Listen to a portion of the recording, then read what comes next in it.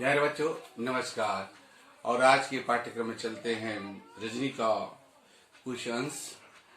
पुस्तक निकालेंगे पृष्ठ क्रमांक 83 का सबसे ऊपर।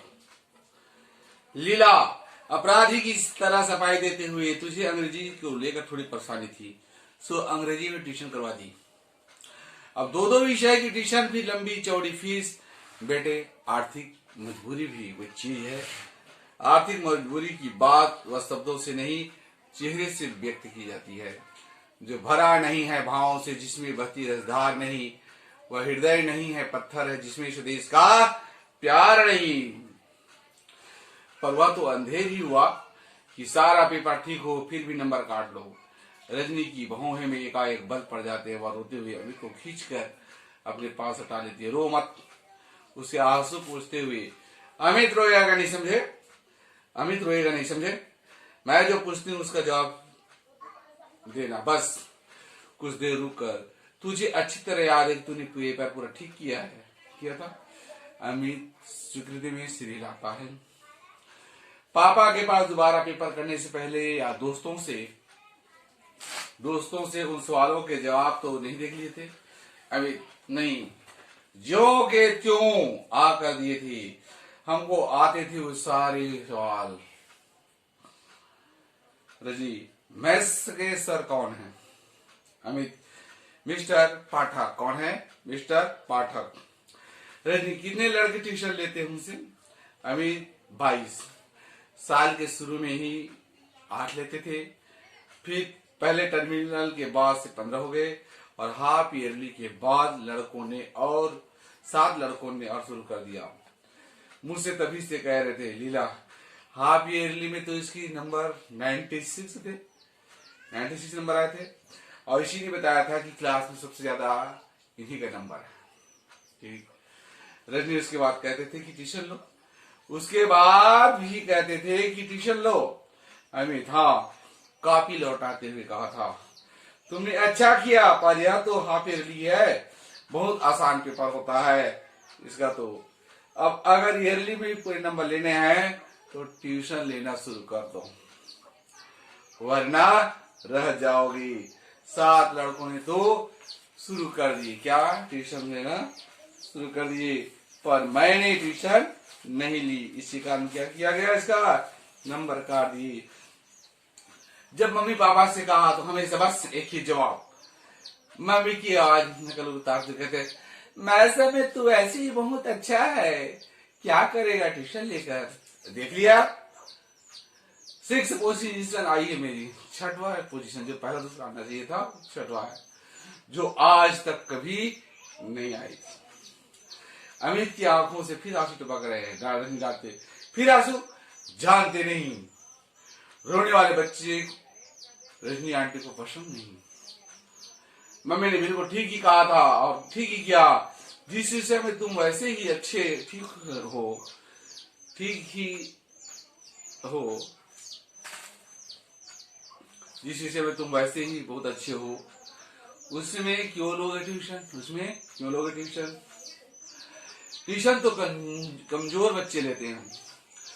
अमित, आप जानती नहीं आंटी, अच्छे बुरे की बात नहीं होती। अगर सर ने कहे और बार बार कहे तो ट्यूशन लेनी होती है, वरना नंबर काट दिए जाते हैं। रजनी, पेपर अच्छा करोगे तब भी नंबर काट दिए जाते हैं? बोले हाँ। अमित, हाँ, कितना अच्छा करो फिर भी कम हो जाते हैं, जैसे मेरे हो गए। रजनी, यानी कि अच्छा पेपर करने पर भी कमाते हैं, सिर्फ इसलिए कि वे ट्यूशन नहीं लेते। यह तो सर की गलती नहीं, ये गलती नहीं है, बल्कि क्या है, बदमाशी है, शरारती है। और तू मम्मी से लड़ रहा है, जाके सर से लड़। अभी इस भाव से सिर हिलाता, मानो कितनी बेकार की बातें कर रहे हैं रजनी आंटी। लीला 2 गिलास में शिकंजी बनाकर लाती है। अमित लेने के लिए हाथ नहीं बढ़ाता तो रजनी घुटकी देती है, चलो पियो शिकंजी। देखते नहीं चेहरा कैसे पसीना पसीना हो रहा है। दोनों शिकंजे पीने लगते हैं। इस दौरान रजनी कुछ सोच रही है। शिकंजा खत्म होती है। कल आप 9 बजे तैयार रहिए अमित साहब, आपके स्कूल चलना। कहाँ चलना है? आपके स्कूल चलना है। अमित एकदम डर जाता है, कल से तो छुट्टी है, पर आप अगर स्कूल जाकर कुछ कहोगे तो सर मुझसे बहुत गुस्सा करेंगे, गुस्सा हो जाएंगे। और वहां मत जाइए प्लीज, वहां बिल्कुल मत जाइए, ठीक। लीला, हाँ रजनी तुम कुछ कहोगी तो अगले साल, लीला कहती है उसकी माँ है, हाँ रजनी तुम कुछ कहोगी तो अगले साल कहीं और ज्यादा परेशान करना कर दे इसे। अब जब रहना इसी स्कूल में है तो इन लोगों से झगड़ा कैसे, जल में रहकर मगरमच्छ से कौन बैर मोल लेता है भाव। रजनी, बात बीच में ही काट कर गुस्से से, यानी कि वे लोग जो कुछ भी जुल्म जाति करे हम लोग चुपचाप बर्दाश्त करते जाए। सारी बात कहने में डर लग रहा है तुझे तेरी माँ को।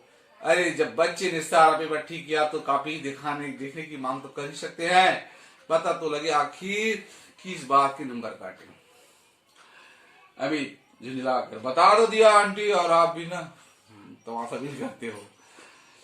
रजनी गुस्से से, ठीक है तो अब बैठ कर रो तुम दोनों माँ बेटे। और धंधनानी के जाते दोनों के चेहरे पर एकदम असहाव है। साधु भूखा भाव का, धन का भूखा नाही, धन का भूखा जो फिरे सो तो साधु नाही। लीला, अब रजनी कोई मुसीबत खड़ी न करे। न्यायाधीश, स्कूल के हेडमास्टर का कमरा, बड़ी सी दीवार के सहारे रखी कांच की अलमारी में बच्चों द्वारा जीती हुई कप शील्ड से जमा किए हुए रखे हैं। दीवार पर कुछ नेताओं की तस्वीर और एक बड़ा सा मैप लटका हुआ है, नक्शा लटका हुआ है। हेडमास्टर काम में व्यस्त है। चपरासी बड़े अदब से एक चिट ला कर रखता है। हेडमास्टर कुछ क्षण उसे देखता रहता है। हेडमास्टर, बुलाओ, और रजनी का नमस्कार करती हुई प्रवेश करती है। हेडमास्टर, बैठिए कुछ देर कि मैं आपके लिए क्या सेवा कर सकता हूँ। रजनी, मैं 7th क्लास की अमीर सक्सेना की मैथ्स की कॉपी देखना चाहती हूँ। हेडमास्टर के चेहरे पर ऐसा भाव जैसे वो कुछ समझा ना। ईयरली एग्जाम की कल जिसका रिजल्ट निकला है, हाँ उसी की बात कर रही हूँ। पन्ना पलटेंगे, मैं भी पलट रहा हूँ।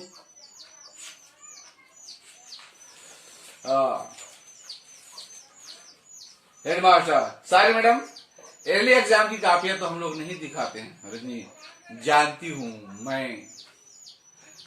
मैं, लेकिन बात यह है कि अमित ने मैथ्स का पूरा पेपर ठीक किया था, लेकिन उसे कुल 72 ही नंबर मिले हैं।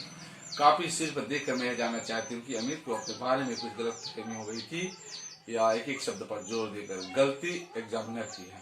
हेडमास्टर सारी बात को हल्के में पूछ लेते, आप भी कमाल करती हैं, बच्चे ने कहा और आपने मान लिया। अरे हर बच्चा घर जाकर यही बात कहता है कि उसने पेपर बहुत अच्छा किया है, उसे बहुत अच्छे नंबर मिलेंगे। अगर हम इसी तरह कॉपी दिखाने लग जाए तो यहाँ पेरेंट्स की भीड़ लगी रहे, कब सारे समय। इसलिए तो ईयरली एग्जाम की कॉपी न दिखाने का नियम बनाया गया। कहाँ? स्कूल में। रजनी अपने गुस्से पर काबू करते हुए, देखिए आप चाहे तो अमित का पूरा रिजल्ट देख सकते हैं। मैं इस समय हमेशा 100% नंबर लेता है और इस साल भी उसे पूरा पेपर ठीक किया है, तेज आ ही जाता है। काफी देखकर मैं सिर्फ यह जानना चाहती हूँ कि नंबर आखिर कटे किस बात के। हेडमास्टर, आप बहस करके मेरा समय बर्बाद कर रहे हैं। मैंने कह दिया कि इन कापियों को दिखाने का नियम नहीं है और मैं नियम नहीं तोड़ूंगा। रजनी, नियम यानी कि आपका स्कूल बहुत नियम से चलता है। Headmaster, what do you mean? आखिर तुम कहना क्या चाहते हो? Rajni, I mean what I see. नियम का जरा भी ख्याल होता तो इस तरह की हरकतें नहीं होती स्कूल में। कोई बच्चा बहुत अच्छा है किसी हिस्से में, फिर भी उसे मजबूर किया जाता है कि वह ट्यूशन करे। या कौन सा नियम है आपके स्कूल का? हेडमास्टर, देखिए यह टीचर्स और स्टूडेंट का अपना आपसी मामला है। वो पढ़ने जाते हैं और वो पढ़ाते हैं। इसमें ना स्कूल आता है न स्कूल के नियम।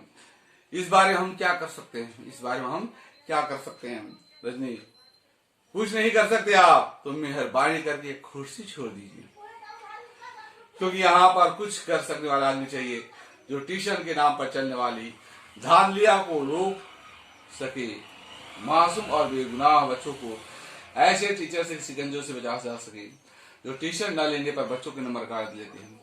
और आप है कि कापियां न दिखाने के नियम से उसके सारे गुनाह को ढक लेते हैं। हेडमास्टर खींचकर, will you please get out of this room. जोर जोर से घंटे बजाने लगता है, दौड़ता चपरासी आता है, मैम साहब को बाहर ले जाओ। तो मुझे बाहर करने की जरूरत नहीं, बाहर कीजिए उन सब टीचर्सों को जिन्होंने आपकी नाक के नीचे ट्यूशन का घिनौना रैकेट चला रखा है।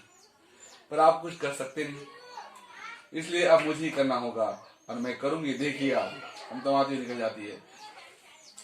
हेडमास्टर चपरासी पर बिगड़ जा पड़ता है, जाने किस किस को भेज देते हो। इस तरह से आज के पाठ्यक्रम को यही परिणाम दिया जाता है। जय हिंद। घोसड़ी मन